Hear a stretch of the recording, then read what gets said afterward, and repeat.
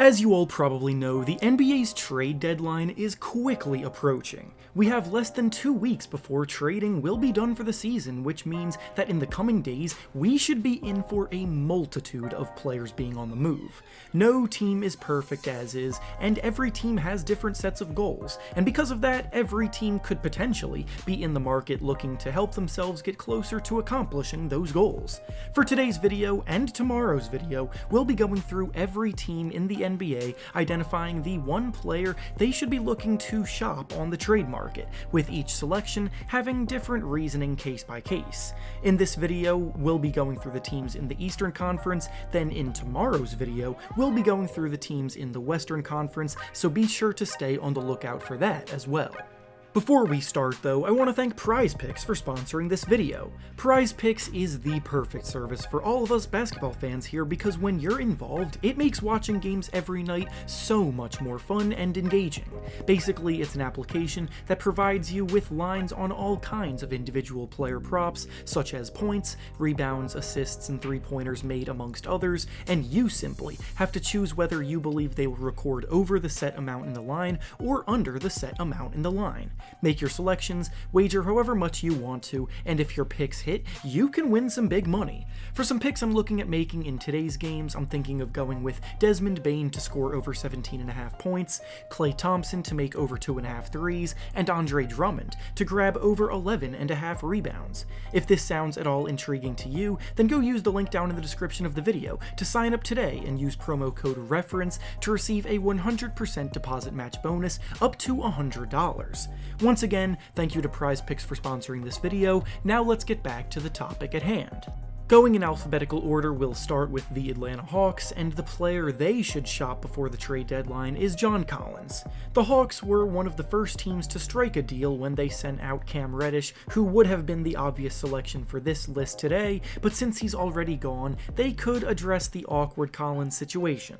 Collins remains vocal about how he isn't happy in the role that he's in on this team, and he's still young enough on a reasonable contract for the Hawks to be able to put him in a package for a player that could help resurrect their season, as they currently only sit in 10th place in the East. Next up is the Boston Celtics, and the player they should shop at the deadline is Dennis Schroder.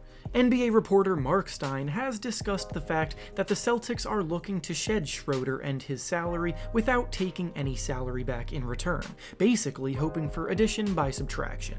He hasn't been very good for the Celtics this season, and they need to look up to free some cap flexibility, so honestly it makes sense that they're trying to do just that with Schroder.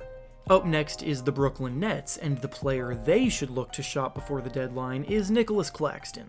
Honestly, outside of the big three, the Nets don't have that many expendable assets, so if they want to try to make a last-minute impact deal, Claxton's the piece that comes to mind here by default. He's a young, promising big man that has shown glimpses of versatility on defense and rim-running prowess on offense, but it hasn't been nearly consistent enough on a regular basis to say that he's untouchable by any means, especially with the timeline that the Nets are currently on. Next up is the Charlotte Hornets, and the player they should shop at the deadline is PJ Washington. Washington just seems to be the odd man out in Charlotte, as his minutes and overall role have decreased quite a bit this season.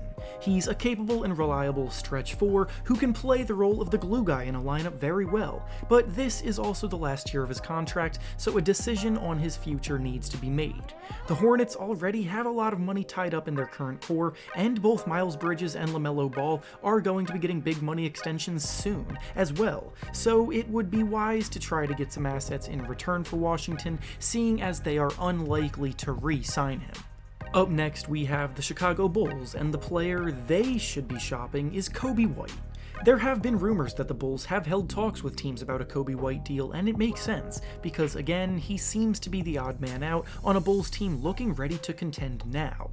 With Patrick Williams being out for the season, the team still has a hole at the power forward spot, and with Lonzo Ball, Zach LaVine, and Alex Caruso manning the backcourt minutes at full strength, White is the asset they should use to help find that power forward. Up next is the Cleveland Cavaliers, and the player they should be shopping is Collin Sexton. The Sexton situation is unfortunate, but with the Cavaliers playing so well this year, Sexton being out for the season, his contract expiring in the summer, and the fact that the team is unlikely to bring him back, that they might as well try to get whatever they can for him in a trade instead of watching him walk away in free agency for nothing. Up next is the Detroit Pistons, and the player they should be shopping is Jeremy Grant. Grant's time in Detroit was successful, all things considered, but it's time for the team to move him to a team where his future will lie. He proved that he could be a capable go-to scoring option on the team, and he wants to remain in that role, but he doesn't fit the timeline of the Pistons, so whatever he gets traded to needs to be a team looking to re-sign him for the future, as he is also a free agent this summer. Up next is the Indiana Pacers, and the player they should be looking to trade is Domantas Sabonis. The Pacers are a disaster this season, currently sitting 15 games below 500, and a rebuild is definitely on the horizon for them. In order to start that up, they will need to ship out their best player to bring in as much value as they can to set themselves up for a better future. Next up is the Miami Heat, and the player they should shop before the deadline is Kezi Okpala. Honestly, the Heat really don't have any clear candidates for this topic and likely won't be active before the deadline, so because of that, Okpala, who has shown promise but hasn't really developed much in 3 years, is the choice kind of by default. Up next, we have the Milwaukee Bucks, and the player they should be shopping is Donte Divincenzo.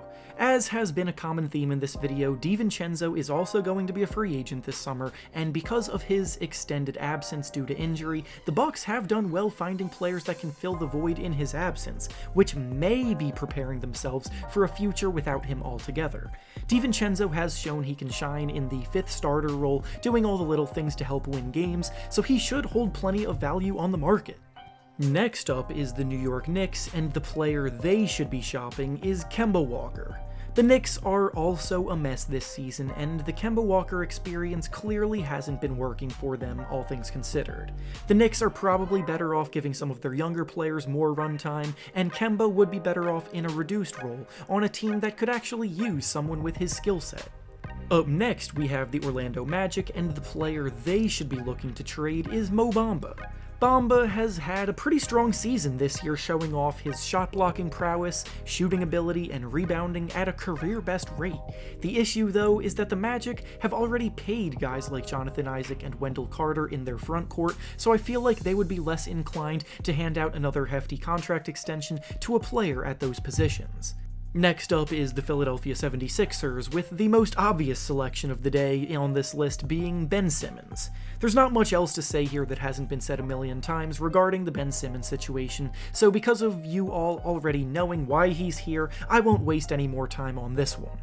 Up next is the Toronto Raptors, and the player they should look to shop at the deadline is Chris Boucher. The Raptors aren't looking to rebuild at all, so if anything, they'll look to make a move to propel themselves further into the playoff discussion. Boucher has shown that he can stretch the floor and block shots pretty well for a frontcourt player in a rotation, and out of all of the Raptors' pieces, he seems to be the most expendable. And finally, the last team up is the Washington Wizards, and the player they will be shopping at the trade deadline is Spencer Dinwiddie. Dinwiddie was their big signing in the offseason, but to put it bluntly, it just hasn't worked out for them with him. He's had struggles meshing with Bradley Beal in the team's backcourt, his production has been pretty poor, and even recently, he said that he doesn't feel welcome to speak up in the locker room, which obviously isn't a good sign for the team's overall chemistry, so it feels like it's best for both sides to just move on. And with that being said, that's all I have for you today. Make sure to like the video, subscribe to the channel, and comment down below who you think will be traded this year. Thanks for watching, and I'll see you all next time.